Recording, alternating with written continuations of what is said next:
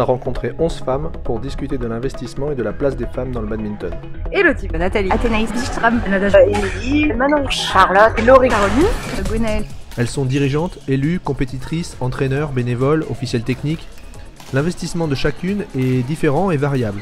Il dépend principalement des motivations à s'engager dans cette voie. Pour certaines, l'engagement c'est naturel. Moi, je pense que j'ai vraiment l'esprit bad.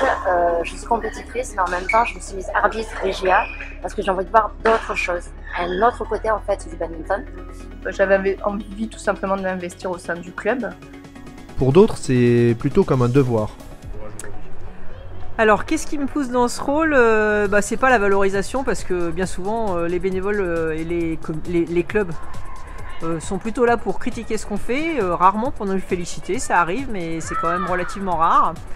Donc c'est pas là-dessus qu'il faut s'investir, c'est plus se donner des objectifs et mettre tout en œuvre pour réussir à rassembler les gens, rassembler l'équipe, et puis aller jusqu'à cet objectif, ce qu'on s'est fixé, le mettre en œuvre, aboutir, et qui a un vrai résultat par la suite et un héritage éventuellement pour le territoire sur cette action, et qu'on soit suivi, qu'on arrive à donner sa passion aux autres personnes et à emporter des personnes avec nous pour vivre cette même passion. C'est que nous nous sommes fixés des objectifs.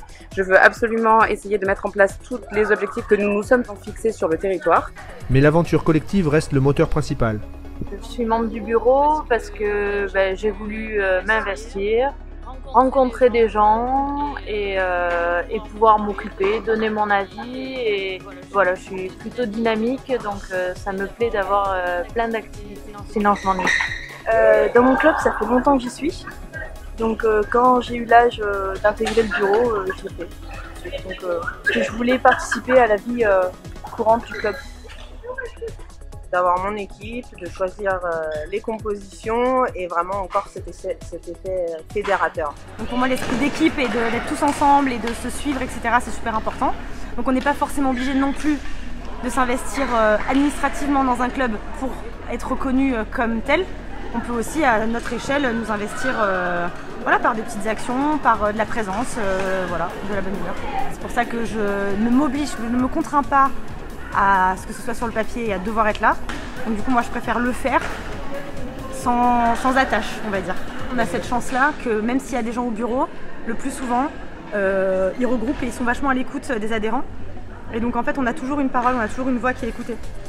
Donc on n'a pas forcément besoin, je trouve, d'être investi. Après, il y a des gens qui effectivement se sentent peut-être plus légitimes à le faire, et c'est très bien parce qu'il en faut aussi.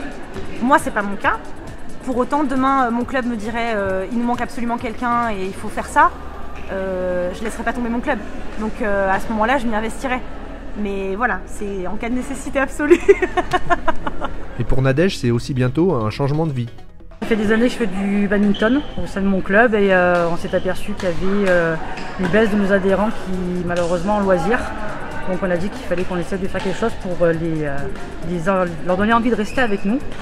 Donc avec l'aide de mon club, j'ai passé ce diplôme, et puis je suis en train d'entamer une reconversion professionnelle.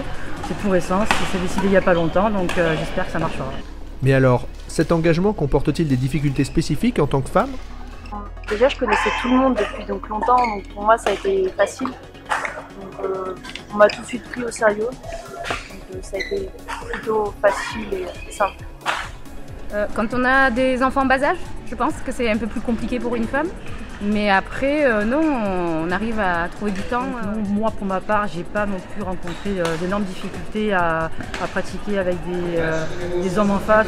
Mais je pense qu'aujourd'hui, les filles sont trop timides et qu'il ne faut pas qu'elles aient peur d'aller sur les terrains et de se confronter et d'y aller à fond. Je ne me sens pas assez forte pour m'afficher devant des institutions, le conseil régional, etc. Je me trouve pas forcément à ma place, et donc du coup c'est vrai que c'est un travail qui est pas évident. J'ai eu la chance d'être accompagnée en permanence par Fabien Jacob, le directeur de la Ligue, qui lui a une plus grande prestance que moi face à ces institutionnels. C'est vrai que les gens ne consacrent pas beaucoup de temps à leur sport, le badminton. Ils ont moins envie de s'engager, les filles encore moins parce que souvent elles sont mamans. Donc c'est plus difficile pour elles. Mais moi, voilà, je suis une maman mais avec un grand garçon, donc ça va. J'ai du temps à consacrer au sport. S'il faut reprendre une présidence, oui, je le ferai volontiers, avec plaisir. Une femme capitaine, je vais devoir m'affirmer, mais bon, je le fais déjà dans mon travail et à la maison. Voilà, chacun a sa place et voilà, je vais apprendre parce que voilà, c'est ma première année. Ma participation est valorisée au sein du bureau, du coup, je me fais écouter, donc c'est bien. Voilà, il ne faut pas hésiter des fois à taper du poing sur la table et quand les garçons s'emportent un peu trop, recadrer, apporter un peu de douceur pour recadrer et se faire écouter. Non, moi je suis au badminton de salon et j'ai une présidente. Donc c'est une femme, donc j'ai cette chance. Et puis les hommes, il faut des fois leur dire voilà, de bien fermer leur gueule et puis ça passe tout seul. Oui, il faut que les femmes fassent leur place. Il faut qu'elles s'imposent. Depuis que je suis arbitre, bizarrement on m'écoute plus.